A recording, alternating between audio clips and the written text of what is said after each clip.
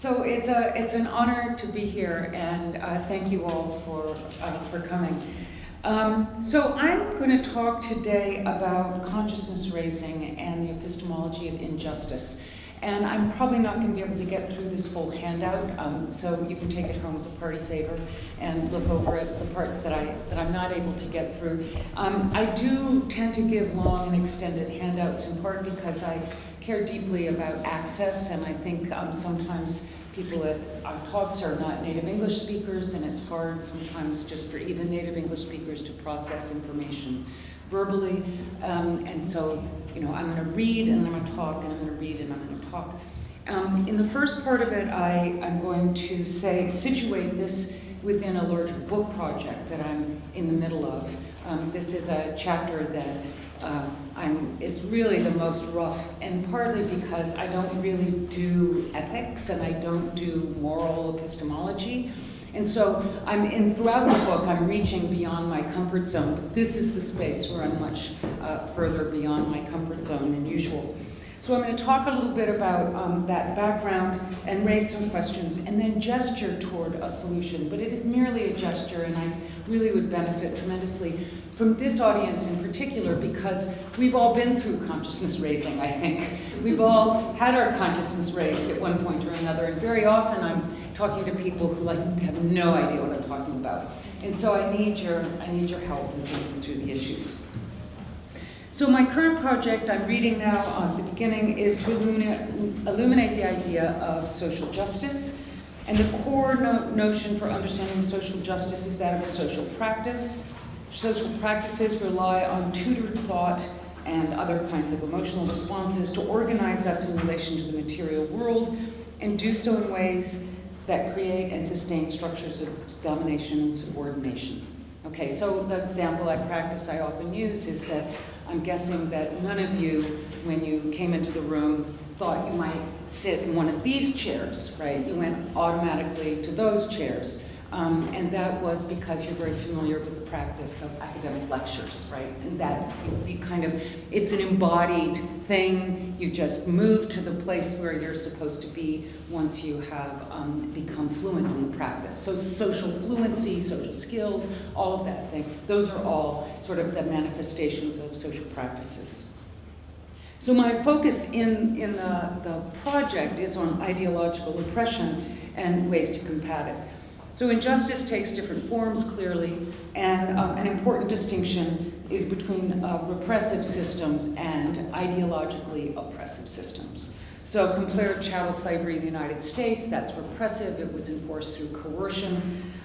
Gender oppression, I think, is mostly ideological, meaning that we do it to ourselves. So think of Foucault and docile bodies. It's not that we have, yes, according, as Kate Mann suggests, there are systems that will punish us if we don't do it well, but most of the time we don't need those systems, or the patriarchy or whatever doesn't need those systems, because we hurt ourselves, we punish ourselves more than others around us do, because if there's one little ounce of fat or one hair here or whatever appearance norms you feel like you need to hold yourself to. Not just those kinds of embodied ones, but all kinds of norms that we hold ourselves to. So that is distinctively ideological oppression. So there are also hybrid cases. I think that in the case of the United States, racism is mostly repressive for those who are directly affected, but it's ideological on the part of whites, right? So there's a kind of interesting mixed case there. So in the account I favor, here's a quote from Stuart Hall: "Ideology has especially to do with the concepts and the languages of practical thought, which stabilize a particular form of power and domination, or which reconcile and accommodate the mass of people to their subordinate place in the social formation." So in my view, ideology is not first and foremost in the head. Also, there is explicit ideology that you can hear, but most ideology, or the basic form of ideology, is not explicit, and it's not in the head, but consists of social meanings, norms, scripts, and default assumptions that are public and entrenched in the material conditions. And I use the term ideology in the pejorative sense, so that there are those norms, scripts, symbols, default assumptions and such that are public, they're social meanings that we internalize in various ways and then enact in our practices or signal each other what practices we're in. And these are ideological when they sustain injustice. And the neutral term is cultural techne. Cultural techne is unavoidable, but hopefully ideology is not. Hopefully we can come up with cultural techniques that are just and enable us to engage with each other in just practices. So if ideology is not a set of beliefs, but concerns the sources of our practical orientations, that is the basis of our social fluency in unjust practices and structures, then how should we think of ideology critique? And how does ideology critique promote social justice? So a tradition there are multiple traditions in the theory of ideology, and I'm just situating myself in one of them. I'm not saying, oh, the others are wrong about ideology. I think it's just a terminological choice I've made here. So if you prefer to use ideology in the non-pejorative sense, that's fine. We'll just subscript them or something like that. But the question I really need to address in the project is how do you combat ideology? So in the traditional notion of ideology, or one traditional notion of ideology, it's a set of beliefs, right? And then you critique it through ordinary epistemology. This is a Tommy Shelby approach, right? You just say, oh, so Shelby says, ideology, well, you combat it with science and with Rawls. And you go, okay, got that, that's not going to work so well for my purposes. And in part because I'm interested in these forms of ideological oppression and the ways that we're triggered and signaled constantly to engage in these practices that are often really bad for us, that are a source of our own oppression. Okay. So, section 2. If we know what is just and unjust, then the proper target of ideology critique simply follows. We should disrupt the cultural techne that prevents us from valuing things aptly and disrupt those social structures that provide injustice. So just a really quick note here. So I think that what happens under the conditions of ideology, there's two dimensions of the wrong. One is that I'm a pluralist about value. I think there are lots of different ways of valuing things and lots of different kinds of value. But under oppressive systems, oftentimes that pluralism is reduced. So if you look at Liz Anderson's work or Deborah Satz's work, they argue, for example, that under conditions of capitalism, there's a flattening of value because things value is just what it gets on the market. Not quite, but there's a commodification that's constantly going on that's problematic. So that's one kind of harm. And some people think that, Anderson thinks, for example, utilitarianism does this as well. It flattens everything's value in terms of what happiness or pleasure it brings. And for pluralists, this is a problem. But also, the cultural technes, they not only teach us how to value things, but they distribute the things of value. Where I have in mind value plus or minus value, so they distribute toxic waste, practices distribute toxic waste, and they also distribute joy or artistic expression, opportunities for artistic expression. So there are two ways that ideologies can produce injustice. Okay, but we need an epistemology of social justice, and this is especially pressing under conditions of ideological oppression. Amongst those who are oppressed, there will be disagreement about what, if anything, is oppressive. That's one thing that ideology, by its very nature, accomplishes, right? Because there will be people who are resistant to wearing stilettos, and there will be people who love wearing stilettos. And then there's this question, right, what's valuable? Right? How are we going to, that's inherent in this. Okay, so I'm going to say a couple of quick things in these bullets that I take to be background assumptions in the project. And feel free to ask me, because I'm later in the Q&A or anytime during the conference if you want me to elaborate, because I'm going quickly. So I think an a priori idealic theory count of justice, drawing on, say, the original position, is of limited use. We are embedded in societies where injustice is already rampant, and rectification is a priority. So ideal position doesn't really help us with rectification. In fact, under ideal conditions of the original position, there's no such thing as race. You get me anyway. don't worry about that. So, an ideology may prevent us from engaging in such reasoning effectively, because here we are already invested in the particular ideology that shapes our particular milieu, and we need ideology critique, or at least some perspective on that before we can engage in a priori theorizing. This is a theme that Liz Anderson has very nicely articulated as well. You'll see I'm very Andersonian here.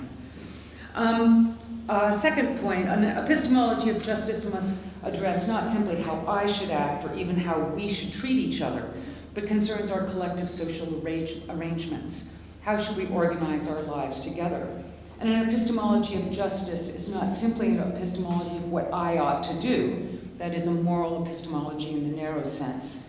Justice is about patterns and power, and injustice calls for collective action. So what should we do? How are we going to respond to this? And what is the injustice with respect to us? So there's a kind of pluralism here that we need to take into account. Part of the non-ideal theory aspect is that we don't need to know what justice is or have a complete moral theory to engage in social critique.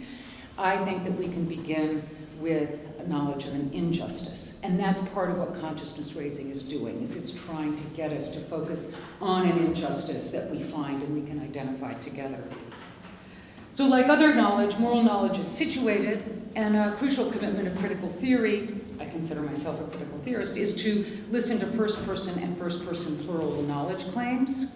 And this commitment is grounded in part in epistemic humility. We should listen to those directly affected by the practices in question because they're likely to have better access to the morally relevant facts.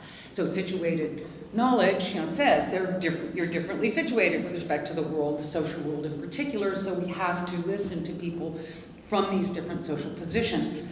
But I think it's also sometimes a claim of epistemic entitlement by those who are members of such oppositional groups. So I think that it's not always a matter of humility, it's saying, I know there's an injustice here. I've experienced this injustice, and you need to listen to me. And then finally, very quickly, objective inquiry need not be value-free and may depend on emotion and other affective and cognitive states. So those are background assumptions that I'm bringing to this project that I'm just sketching very briefly, but now we should look at the questions. So Robin Salicates is an amazing philosopher at the University of Amsterdam, and he works a lot on ideology, and he's one of the people who's my main interlocutors on this. And he suggests that there are 3 challenges an account of ideology critique must address. And I'm going to talk about 2 of them today.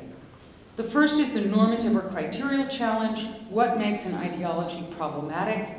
On what basis does the critic claim that our values are better than yours? And remember, we're going to be together in the society. So the reason why this issue is situated knowledge is that when I think of critique, traditionally critique has been, oh, you over there under the power or sway of an ideology, and we can see through it and we're going to critique it. What I'm thinking of is, since ideology is what structures our practices, I want to say, no, it's not the other that we're trying to criticize, but it's our society, right? I'm saying this society that we're in, right, is really screwed up, right? Really bad. And I have a particular position in that society where I'm going to be able to offer that critique. But again, because of the problem of ideological oppression, there's going to be disagreement amongst us. And so there's a different version of this idea that we have to be able to address different epistemic positions with respect to value. So when the critic claims our values are better than yours, remember we're in the plural, the feminists are going to be saying to maybe the non-feminists that our values are better than yours. So the methodological, this is really a big deal, obviously, in the United States right now, and this is part of what's going on, is like Trump, right? And the Tea Party. And I have to say, I have family members who love Trump, right? They just think he's the best. Everything he does is awesome. And so it's like, oh my God. So part of in the background, there's not just talking about feminism, which is of course central, and anti-racism, but talking about some of these other things. So then there's a methodological or epistemological challenge, which is connected, obviously. From what standpoint does the critic speak? Traditionally, critical theory is embedded in a social movement and aims to articulate the interests and the demands of the oppressed. But then the question is, which insights of which agents, given that they usually do not constitute a homogeneous category, the critical theorist articulates? All right, so we're trying to speak on behalf of women as a feminist. Actually, I don't think that's all that feminism is trying to do. We're trying to speak on behalf of those who suffer gender oppression of various kinds and sex oppression of various kinds. Some of these have to do with trans oppression, transphobia, and such like that, or various LGBTQ issues. So I don't want to say it's just about women, but for the moment, we could, as an example, we could say, yes, feminists, say, are trying to further the interests of women, but then they have to have some story about what are the interests of women. And as we all know, not everyone thinks that feminism is good for women. So not every woman thinks that feminism is good for women. Okay, so strategies. Seleucrates himself, in keeping with some of the more traditional ideology critique or critical theorists, wants to go with a second order strategy. So here's a bit. He addresses the challenges by treating ideology critique as a second order project. On his view, ideologies are those practices that block the development and or exercise of the reflexive and critical capacities of the agents in question. So here's a longish quote, but it says a lot, so I'm going to go ahead and read it. He says, ideologies make it difficult, if not impossible, for agents to recognize their own epistemic limitations and to assess their effects in ways that in turn strengthens the epistemic resilience of their ideological beliefs. Against this background, ideology critique can be understood as second-order critique. If ideologies hide the possibility of criticizing and transforming these very ideologies and the problematic first-order phenomena they mask, then the first aim of the critique of ideology has to be to identify these blockades of critique and work toward their dissolution. In this respect, ideology critique can be seen as taking a procedural turn. Its task is not so much to replace a mistaken or distorted view of social reality with one that's correct, as Althusser implies. I'm kind of Althusserian, I have to say. Or to develop a substantial vision of how society should be organized, as mainstream political philosophy does. I'm not so much a mainstream political philosopher, more Althusserian. Rather, its task is to make possible for agents to ask these questions and collectively look for answers to them themselves. Okay, so kind of breezing over the next two paragraphs, you can see that Seleucrates thinks you don't import values. What you do is just free up the people, sort of provide epistemic justice, provide an egalitarian public sphere for debate or something like that. And then we don't have to also take a stand on which subjugated knower to listen to or to care about, because what we're doing is just opening the space and letting them all talk and carry on a conversation. Okay, so that's how he responds to his own challenges. So I'm sympathetic, then the third paragraph down, I'm sympathetic to Seleucrates' point that social change is a process of contestation and debate that happens within a society, and the process is messy and nonlinear. So being an ideal theorist, I'm not saying, that's where we're going, let's go, sort of like as if that could be done. That's not how it happens. I want to say, well, we find something wrong and we've got to figure out how to address that. And it could be historically an accident that we're going for this at first rather than that, because there's a particular historical opening to have that come to the fore. And it's messy and it's non-linear. We just mess our way through, hopefully, in the direction of progress. And then part of the question is, what makes it progress? Okay, in the context of non-ideal theory, the job is to contribute to this process, not to dictate its endpoints. But I'm less satisfied with his second-order approach to the normative challenge and think the critical theorist has resources to offer more morally substantive critique, especially if we take the critic to be allied with oppositional social movements. So I'm not saying, again, I'm not the outsider. I'm in the society, in an oppositional social movement, claiming the society needs to change. Okay, so we need to talk a little bit about oppositional consciousness, and I'm going to draw on Jane Mansbridge for this. Jane Mansbridge is a sociologist and legal theorist at Harvard. Kind of amazing woman. She's been very involved in feminist activism over the years. So we say that members of a group that others have traditionally treated as subordinate or deviant have an oppositional consciousness when they claim their previously subordinate identity, I don't think it's usually very previously, but oh well, as a positive identification, identify injustices done to their group, demand changes in the polity, economy, or society to rectify those injustices, and see other members of the group as sharing an interest in rectifying them. Oppositional consciousness is the umbrella term. Class, race, and other forms of group consciousness are specific instances. So she suggests that drawing on Foucault, that oppositional consciousness requires the following: a gut refusal to be subordinated, rooted somewhere in every human being. This is where oppositional consciousness comes in. So that's not just that refusal isn't the oppositional consciousness. It's just kind of there. To form an effective basis for collective action, gut refusals need cognitive and emotional organizing. They need an injustice frame. They need an apparatus involving both reason and emotion that can trigger the switch from shame to anger.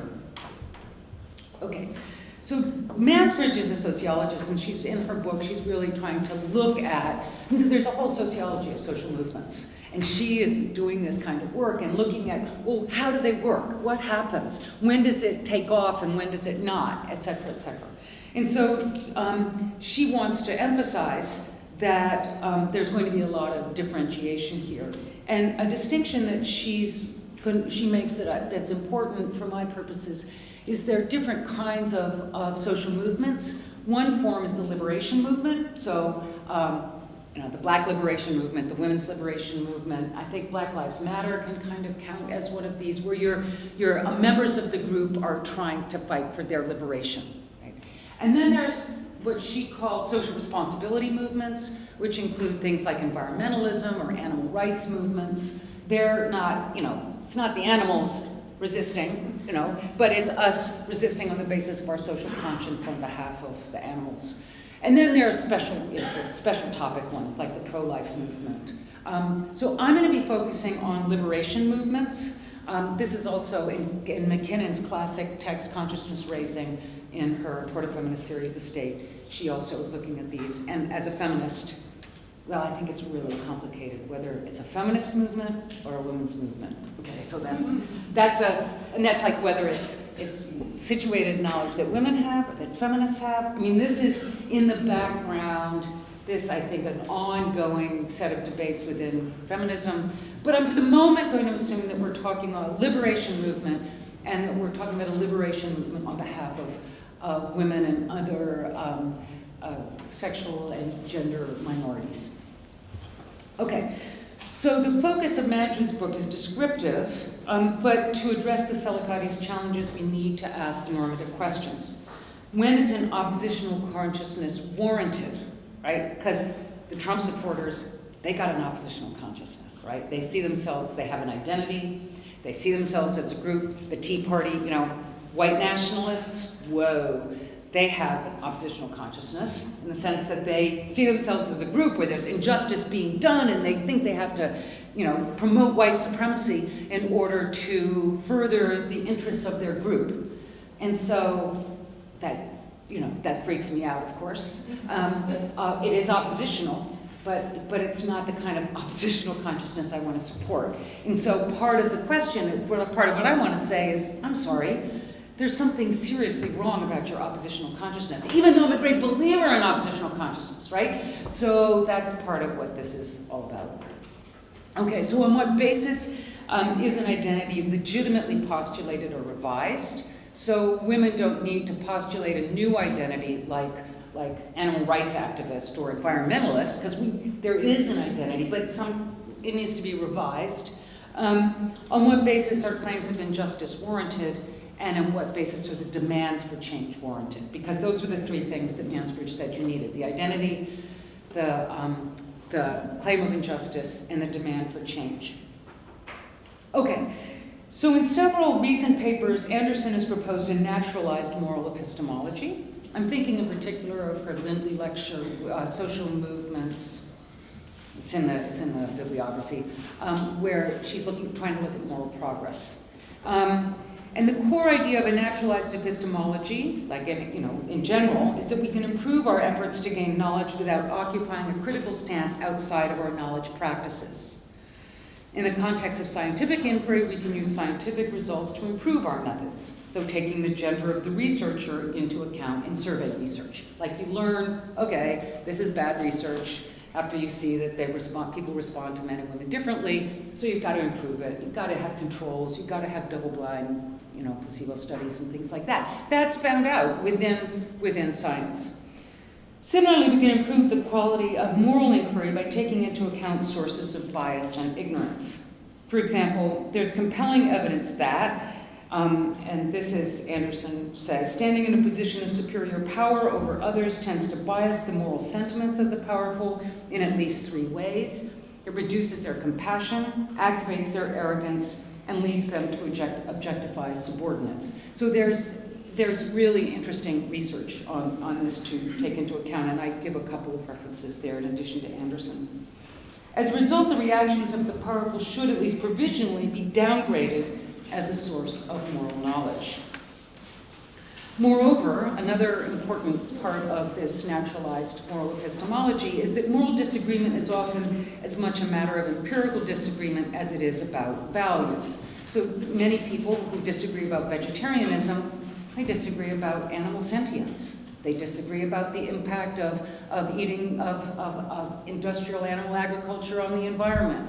They disagree about all kinds of empirical claims. And so one way to adjudicate moral disagreement is to figure out if there is a genuine moral disagreement or whether it's really an empirical disagreement, and then use resources to resolve that.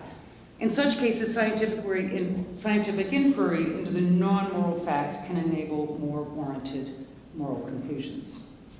However, there's some moral disagreements that can't be settled in this way, perhaps because there's a conflict over how a moral norm should be applied, or because consequences of the norm are revealed to be objectionable to some members of the group where they hadn't been before, or where that group was silenced, perhaps, or because the conditions have changed and continued application of the norm is unwarranted, but it isn't clear how to proceed. So under conditions of global warming or climate change, things that seem perfectly harmless are now going to kill us all. So we've got to figure out. So distinctively moral inquiry then in those cases is called for, and that is what I'm saying then is moral inquiry is going to be a process of deliberating together about how to go on. It's not going to the original position and then trying to figure out what the end point is, and then manufacturing elites who get trained about what that end point is, who then institute policies. I don't know. Anyway, so Anderson proposes the following steps that should be part of the process of deliberating together. And what I'm going to want to mention, and I'll get to it a little bit more, is that she has this idea, this is what we do as a democracy, where I'm going to be using this of more, how do you think about using this methodology within a subordinated group, or a tiny subset of the subordinated group, to generate to go through a process of consciousness raising that takes us beyond a complaint to a moral claim, right? Because that's the trick. Okay, so she says, you survey the problematic features of the situation, they give rise to the difficulty or disagreement. So the idea is that if there's no difficulty or disagreement, then just keep going on, right? That for the time being anyway. And that moral inquiry really starts when you start to have conflicts, right? It doesn't start by you saying, I wonder what responsibility really is. That's not the source of moral inquiry. It's the source of moral inquiry is to resolve a disagreement. That's her view anyway, and I agree. So you survey the problematic features of the situation that gives rise to the difficulty or disagreement, provisionally diagnose the problem that now needs to be solved, attending to the negative experiences and complaints of those who are suffering or discontented with the action or policy, evaluate deficiencies of current habits, norms, and judgments for coping with the problem as diagnosed, consider whether the defects in the original judgment or practices based on it reflect systematic biases that led to error, institute bias-correcting or bias-blocking procedures or institutions based on empirical evidence of what can counteract such biases, and then test new practical judgments by acting in accordance with them. And she recommends that we do this testing by asking and answering the questions: does acting on the new judgment solve the problem as originally diagnosed? Does it do so with acceptable side effects? An affirmative answer to both amounts to a successful test of the new judgment in an experiment in living, and then repeat as needed, right? So you work through this process, you say, okay, you and I disagree, let's figure out the nature of the disagreement, let's figure out what went wrong with the traditional ways or the standard ways of dealing with this. Let's try and then figure out whether one or other of our judgments is biased or distorted, or whether there's misunderstanding about the empirical facts and those sorts of things.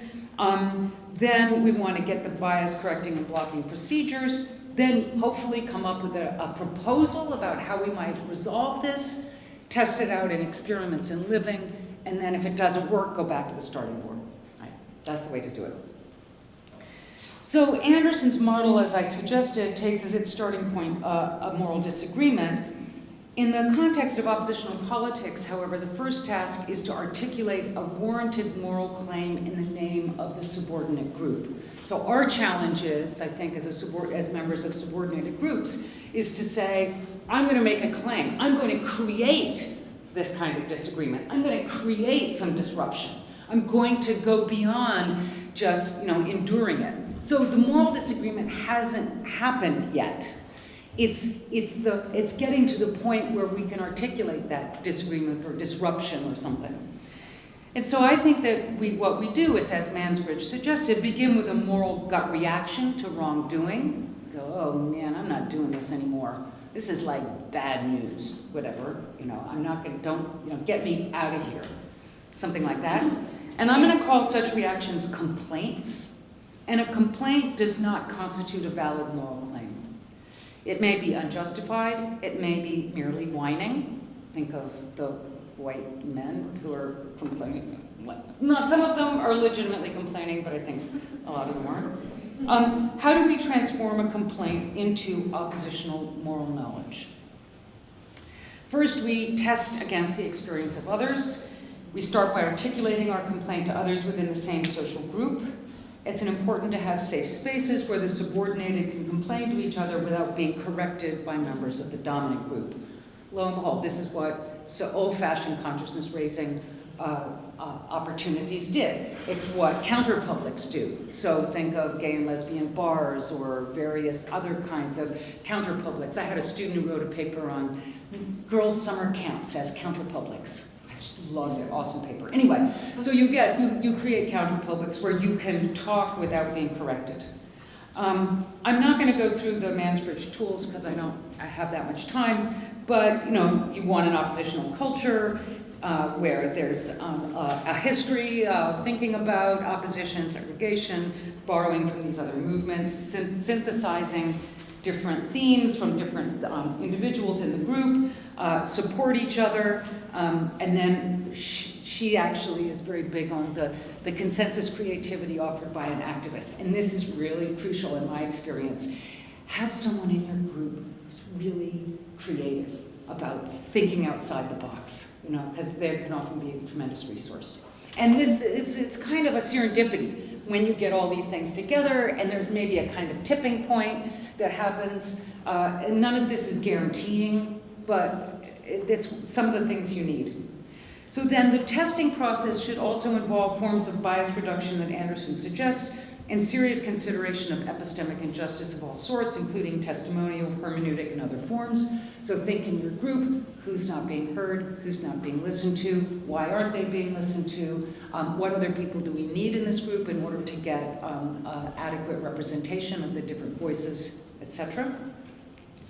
And in this process, individuals rely to some extent on existing identities, but Mansbridge suggests they must craft new or redefined identities as part of their commitment to their cause. The shared identities allow for a cultivation of trust, new language, shared interests, etc., and the patterns of injustice can then become more visible and new hermeneutic resources can be developed. So you're creating this counter-public, you're talking, complaining, you're comparing notes, you're testing, you're sort of looking out for epistemic injustice. You have someone there who's got some good ideas, and then you articulate a claim and develop proposals for corrective procedures and practices. Now, where possible, these should be tested in counterpublics, as Anderson says. That's what counterpublics are really great for. Think again of gay and lesbian bars, where people tried out new forms of partnering and sexuality and sort of norms for engagement with each other. Those are the sorts of things that can be tested in counterpublics, also in girls' camps, anyway. And if counterpublics are not available or feasible, or after they've been explored, proposals should be taken to the public sphere for further deliberation. And then you go into the way Anderson thinks about it in a more democratic process and repeat as needed. So on this view, an oppositional consciousness is warranted insofar as it moves from an individual complaint to a moral claim through a collective examination of shared experience that's guided by sound epistemic norms. What norms are sound is not simply a matter of what the dominant culture recommends, because as we know, the dominant culture's recommendations are often incredibly skewed and biased, but should be guided by best practices of social psychology, for example, regarding bias reduction, by empirical investigation, and by the lived experience of those in the subordinate group. And there may be very different knowledge-generating practices depending on the social group that you're in. And that's going to be important because, as we know, indigenous knowledge practices, indigenous to different groups, are going to be really varied, and you need to draw on those. Anderson also says, for any complex social problem, tracing causal connections between implemented supposed solutions and problems will often require empirical research drawing on one or more sciences.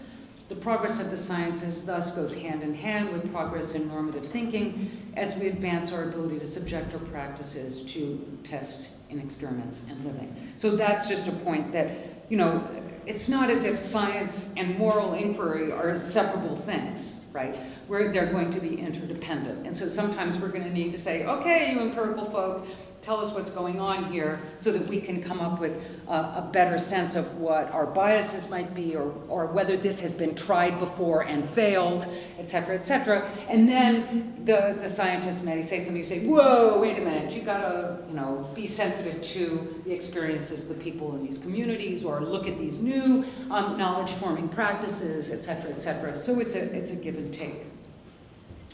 So an oppositional moral claim is not simply by virtue of being a result of such a process dispositive.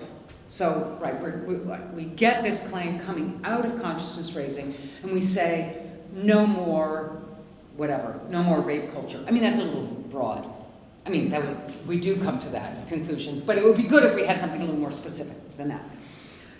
Rather, it's a move in a process of contentious politics that deserves consideration in collective deliberation. So in short, Anderson's methods still need to be repeated in the public sphere, and only then is there a basis for claiming moral progress. Such progress is not, however, merely epistemic. The critic's moral demand and the social change it produces is then justified once it goes through that full vetting in experiments in living. Okay, so what is the normative basis for contentious politics? How do we gain normative standing to critique culture? Recall that under conditions of ideological oppression, there is by hypothesis a range of unjust social practices that oppress a group. However, the oppression is not experienced as such, either by those who are subordinated, those who are privileged by the practices, or both. Because again, we're under ideological oppression. So lots of people, they're docile bodies in the Foucauldian sense. They're living it, right? And they've been disciplined to discipline themselves. And so they don't experience it as oppressive necessarily. As a result, in social movements that seek to undermine ideological oppression, there's a risk that those engaged in the critique are illegitimately imposing their values on others. This is especially the case when the practices that are the target of critique are ones that constitute value for the practitioners. So this was something that, many of us and our mothers have fought over. Like my mother, the main thing that she thought was important in life was being a mother. And I was like, I will never be a mother. Whatever. No. It was like, I'm going to wear the garlic around my neck, so I will never be a mother. And she goes, but that is the one thing that's valuable in life. Anyway, Been there, done that. Okay. So this is where Salicates is coming from and why his questions are pressing. I've argued, however, that an important form of social critique begins amongst those affected as a resistance to the practice they're being asked to perform. So to say, I am not going to be a mother, or I am not going to carry this fetus to term, or I am not going to do these sorts of, to do this or that or the other. That is also a claim within the culture by people who are expected to be performing practices. Resistance arises that from their knowledge that even if the practice constitutes some sort of value, it is harming them in ways that are morally problematic. They reject the ideology that makes the injustice appear harmless and articulate a moral claim against those who maintain the practice. Now, it may be that the values that the resistant rely on when making claims of being harmed are at odds with what others engaged in the practice value. That's pretty much given. But that does not delegitimize their claims. Practices are cooperative enterprises, and if parties to the cooperation have reason to think that they're being treated unjustly, or that values they care about are being undermined, there's reason at the very least for all parties involved to reconsider the practice. The oppositional claim may not be supported by all those who are already affected by the practice, but insisting on terms of cooperation in the face of non-consent of the opposition is coercive and is a pro tanto wrong. This is the basis, the normative basis for contentious politics. Thank you.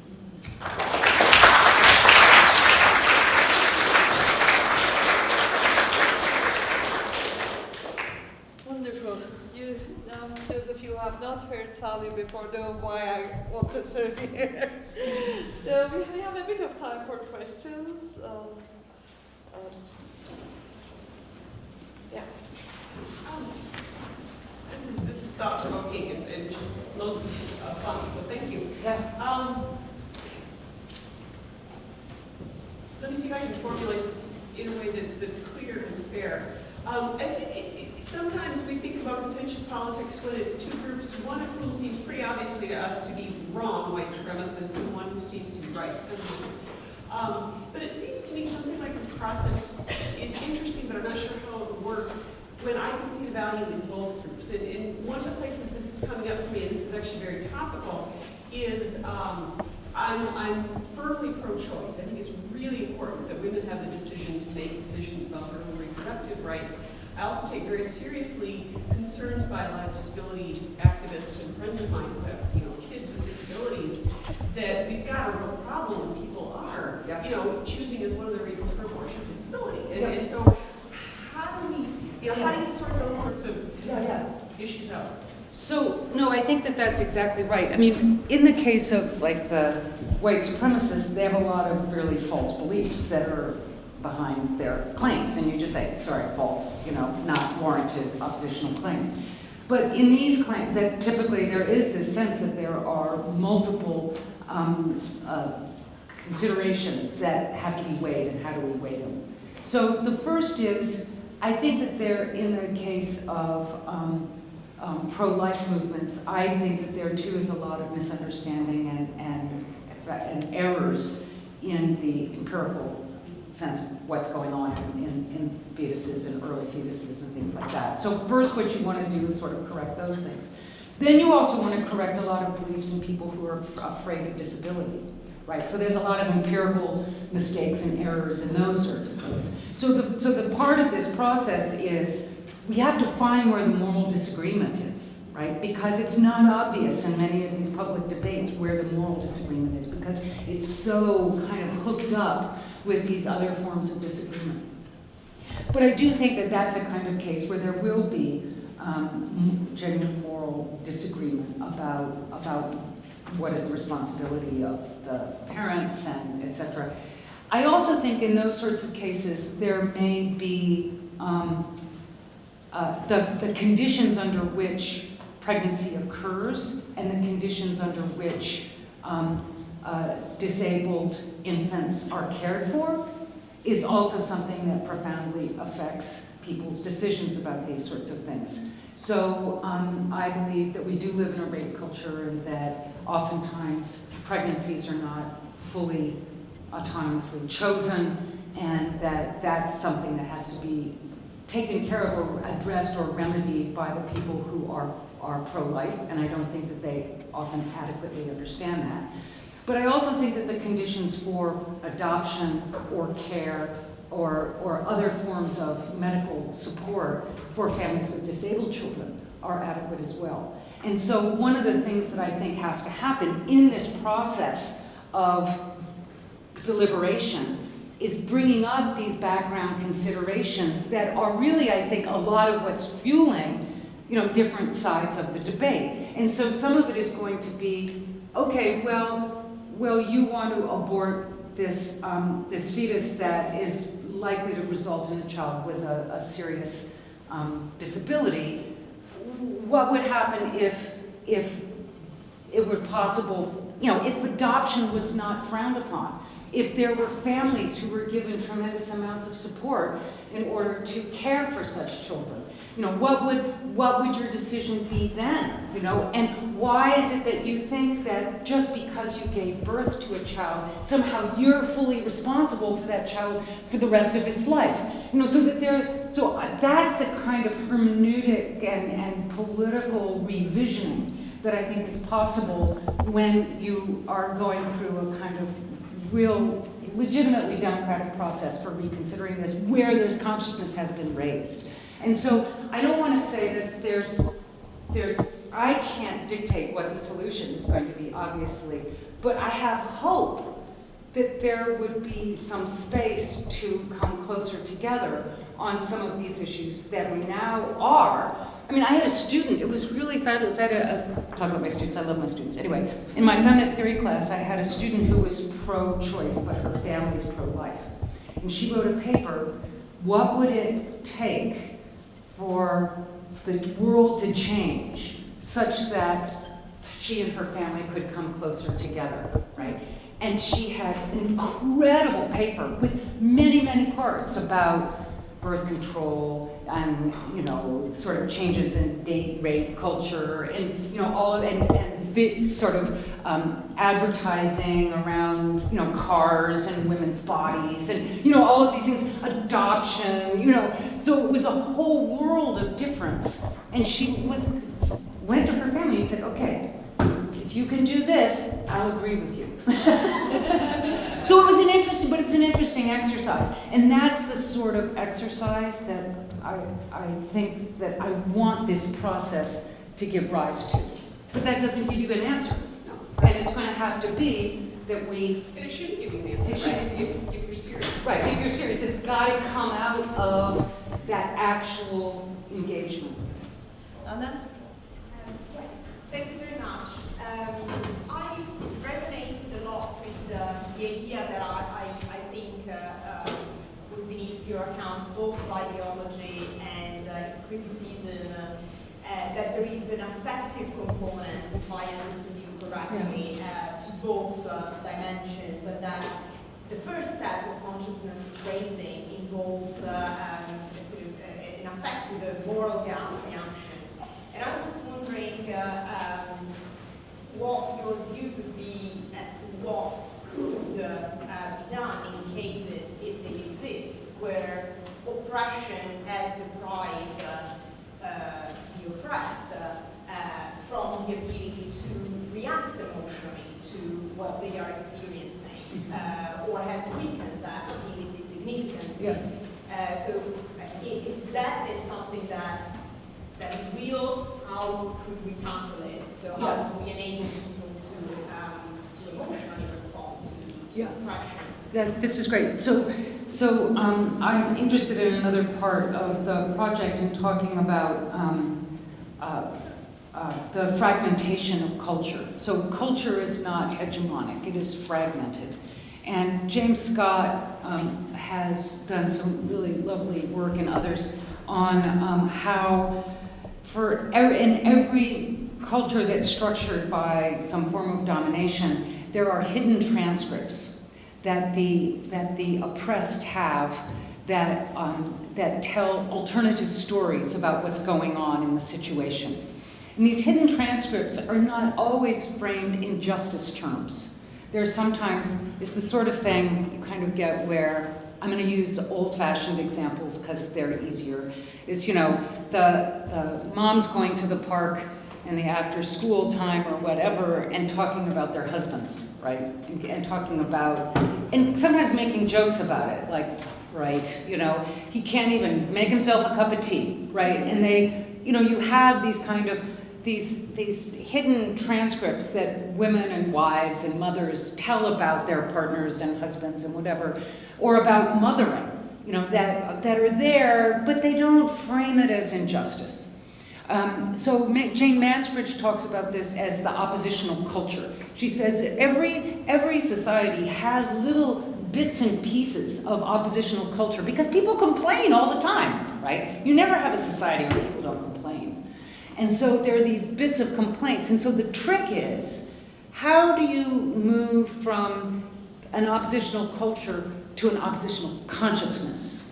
And you have to take these little bits and put them together so that suddenly you see, it's not just that men are obnoxious, there's an injustice, right? You know, that's a kind of, and this still happens. Like I had a friend of mine the other day, she sent me something, she sent me this thing from, it was a magazine article whose title was, "Alexa, do not listen to my husband." You know, but it's, you know, and so there are these things that are going on, but then, you know, Alexa, do not listen to my husband is one thing, but Alexa, you know, find me a consciousness-raising group or something like this, and it goes, and then there's a move to injustice. So I think there is what Salakates calls is the critical theorist nightmare, which the oppressive dominant culture is so dominant that nobody can see there's anything wrong. But it's never like that. It's never like that, really, ever. There's always going to be complaining. And what you have to do is move from the complaining to the normative claim of injustice. And that's the trick. And that's what McKinnon and Mansbridge and others, and, you know, Tilley and Tarot and all of them, they're trying to get a sense of how that happens. And there's more to be said about the psychological moment where you go from internalizing and blaming yourself to the externalizing and blaming, you know, things like this. And there are a variety. But the question for us as philosophers, I think, is what are the conditions that make that possible? Because those are conditions that I think are normatively demanded. And that's connected to the Salakates. You've got to create those conditions. And then I'm wanting to sort of get a moral epistemology in, which says, yeah, and there's a legitimate claim of justice that can come out of it, and we can make that justice claim, or injustice claim. I'll take one more question. I'm sorry, did that help? Over time, but yeah, Is there any possibility that, given that there are multiple layers of injustice in society and oppression, that you can be kind of manipulated into thinking that you're having your consciousness Yes. raised by simply another more pervasive form of oppression? Say, for example, kind of capitalist culture co-opting, say, kind of gay pride movements and stuff, saying, you know, you feel woke because you've taken part in some sort of capitalist gay pride event, but in fact you're just further endorsing a form of systematic oppression. Oh, totally. It happens all the time. So there's two parts of this. One is that I was talking about the various kinds of epistemic injustice that you've got to guard against, or bias that you have to guard against. Well, of course, we're never going to be perfect at that. But some of the biases are going to be a capitalist bias, or a white folk bias, or, you know, different kinds of affluent bias, or academic bias, or colonialist bias. I mean, all of them are there, and you're not always going to be able to identify them the first time through. And so that's why this has to be kind of an iterated process. is that you've got to reach out to others in terms of thinking about epistemic injustice and testimony and things like that, to try and diversify your group. And then it's going to get harder and harder and harder to figure out what is the moral claim and how do you want to articulate it and in what terms. And there are different views about this. I think that what's got to happen is that you don't try and do it all at once. You do something over here, and then that gets criticized because it's insensitive to certain things. And then you do a little more over here, and then that gets criticized. And then you do them over here. So it's a step ladder kind of approach. I mean, there's a wonderful paper in the Mansbridge book. It's called Oppositional Consciousness, the Subjective Sources of Social Protest or something, on AIDS activism, where they talk about intersectionality a lot and the challenges of intersectionality in doing AIDS activism. And I recommend that to you. But it's totally a risk that is going to be ongoing, I think, until we reach the utopian place after the revolution. So, on that note, I'd like to thank Sally. Thank you. Thank you, everybody. Thank you so much. I appreciate your input. And I need help with this, obviously.